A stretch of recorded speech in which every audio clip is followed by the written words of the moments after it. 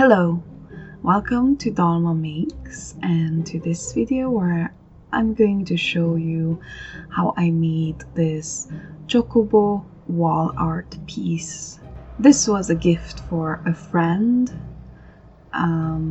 who is very fond of the Final Fantasy games, and the Chocobo is a very iconic and beloved character from these games. I started out with a rough sketch of a resting Chocobo, and originally it included its rider as well, but I changed the design in the end. So I'm just working a little bit more on the sketch, refining the design. I was referencing someone else's sketch of a resting Chocobo and a lot of images from the internet, both fan art and screen grabs from the games.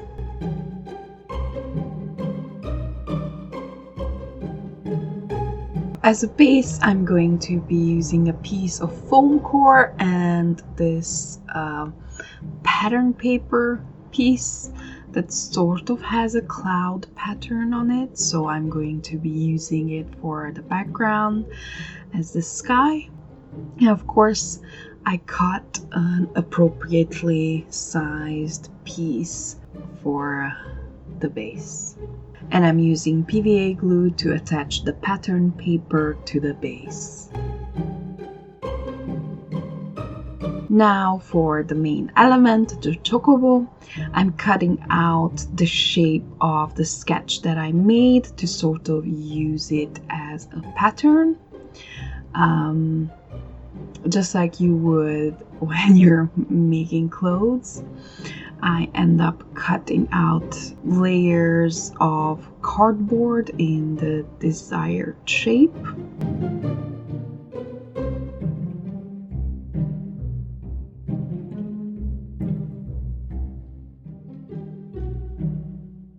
And after that, I'm cutting off elements that I want to be more dimensional, like the beak, the saddle, the wing. And I'm tracing them onto more cardboard to layer them for a three-dimensional effect. And of course, I'm cutting everything out.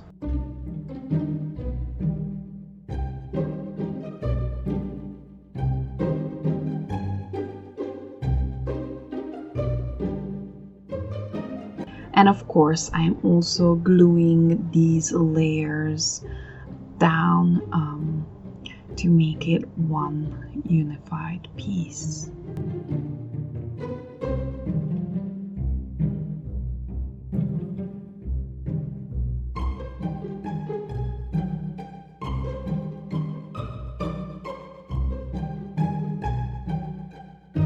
After that, I decided to add a layer of tissue paper just to hide the edges of the corrugated cardboard, which in the end wasn't necessary, but at this stage of the project I wasn't 100% sure what it was going to be covered with. So of course I'm just cutting off the excess after it's dried. So to actually fill in the feathers and add the features of the bird, I'm using a selection of these specialty papers. They all have interesting textures and patterns. So I just selected a variety in the needed colors and patterns for the Chocobo. As you can see, I'm cutting out shapes in brown for the saddle and oranges, yellows, and gold for the feathers of the bird. And I'm sort of kind of just winging it, just cutting things by fit measuring, but the point is to layer the feathers so that it looks fluffy. This is not a very realistic design, it's more cartoony, but I still wanted to have that dimensional element to it.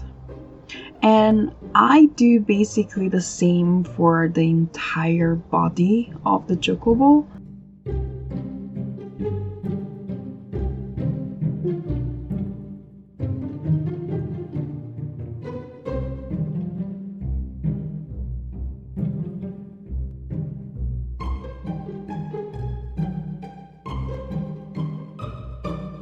With the tail, I added another piece of paper for support. This specialty paper is actually quite flimsy, and I thought having a piece to support it would be a lot more helpful. So in the end, I ended up using a piece of cardboard for support as well. And I'm just going about it the same way I've been doing with the wings and the head feathers, just layering lots and lots of small pieces of paper cut out in pointy shapes to make it look like a fluffy tail. And I added some more elements for the saddle as well. Now for the Chocobo's eyes, I decided to use some fasteners to give him some dimensional eyes. And I'm just making small holes, pushing them through and fastening them to his face. This made him look a little bit bug-eyed, and I wanted him to have a more serene, restful expression. So I just cut out small pieces of that specialty paper and I glued on some eyelids. Now to define the feather shapes a little bit better, I'm using a variety of yellow and orange paints to define the feathers, go around the edges and shade them, and I'm using a brown color to bring shadows and color the saddle a little bit more.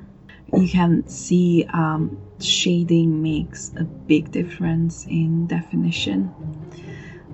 So I used a little bit of brown for the feathers as well. And I'm just adding on some detail with a very dark brown on the saddle, just making sort of rivet holes and like a cushiony pattern on the seat.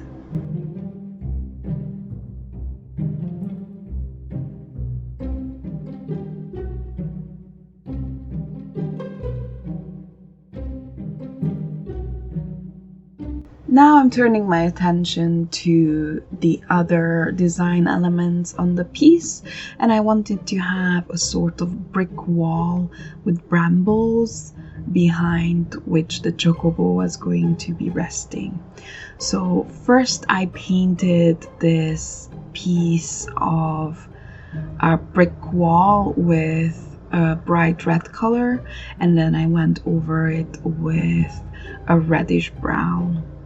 This was made with texture paste through a stencil that I had left over from a different project. I added on a variety of colors, different oranges, reds and yellows. I wanted to bring a depth of character to all of those bricks. So I used different techniques, from my fingers to dry brushing, to using some washes to deepen the color variation and accentuate the textures until I was completely satisfied with how it looked. Now I turn my attention to the background. Of course, the sky with the clouds looks really nice, but I wanted to have a sort of green background towards the bottom. So I'm just using some distress inks to create that hazy background. Now I'm cutting out the brick wall pieces.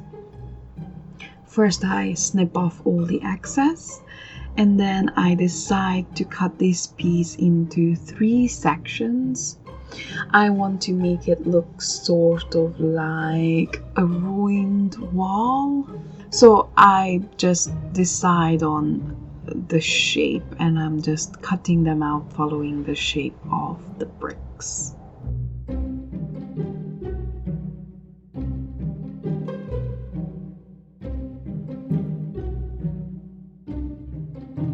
For vegetation, I wanted to use plastic plants for that pop of 3-dimensionality.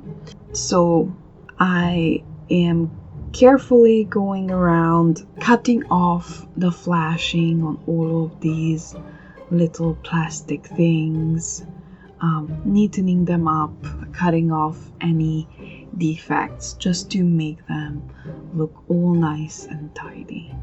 After that, I'm going to paint over them with an olive green color to have that dappled effect and to make them look less shiny and a little bit more organic. And I'm doing it for each and every one.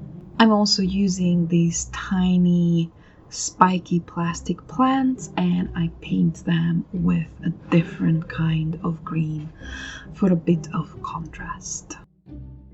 Now with all my elements ready, I am sticking everything down, starting with the Chocobo. Then I'm adding some leftover pieces of corrugated cardboard behind the brick wall sections to raise them at different levels, to have room to add all of the plastic plants and to have that 3D effect. And I'm just using hot glue to attach all of these things. The plants with the small leaves have previously been spray painted to have a color variation.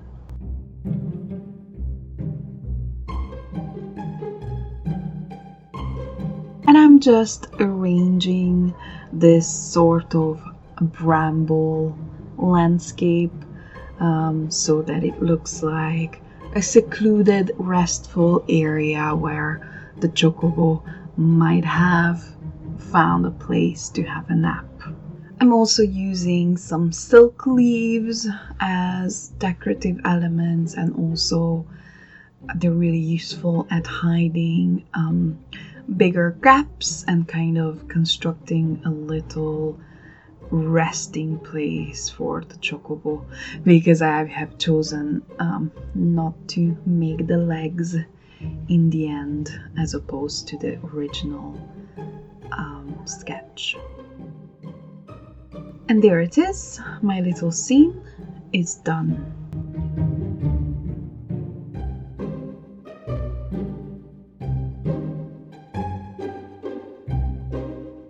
However, I wanted this to be a wall hanging thing, so I decided to braid a rope from some acrylic yarn, and that's what I'm doing here. Unfortunately, I only had red, so I had to paint it. So when the braid was done, I am just saturating it with a generous amount of dark green, and when it's fully dried, I'm using a light green to rub over with my finger to make it look like some sort of braided vine. When that's dried, I am attaching it to the back of the piece. I'm cutting off the excess from the ends of the cord, and I'm gluing it down with hot glue, making sure that it's level so that the picture will hang properly on the wall. And the best way to secure something like this, just with glue, is to actually put something on top. People usually use just a piece of paper, but I decided to use two of those silk leaves to hide the end, because I think it looks just a little bit more finished. So there it is, my Chocobo wall hanging art piece is done. I hope you enjoyed watching this quick and simple project. It's a little bit different for my channel, but I had fun making it, and collage can be a really soothing medium to work in. Let me know your thoughts in the comments. I would love to get some feedback. If you like the content that I make, please consider subscribing. I have a lot more projects on my channel for you to watch already. I hope you're having a nice day. Bye!